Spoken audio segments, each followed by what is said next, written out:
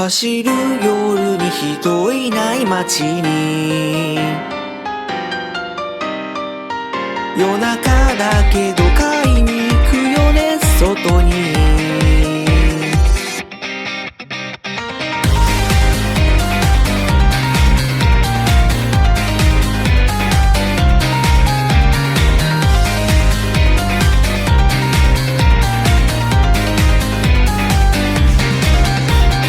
コンビニだけだったその時間どこも空いてなかった。夜3時腹減ったな、眠くないしコンビニ行くしかないな。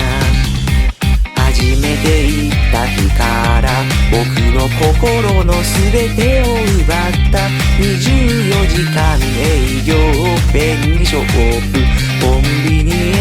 ンスストア、いつだってホットスナックとおでん肉まんどこでだってさ、買わざるを得ない夜に食べたい欲に従って不正々でもありきたりな喜び、きっとここでなら見つけられる。騒がしい朝を人いない夜から仕事してる夜勤にマジ感謝。エコバッグないでも素手はきつ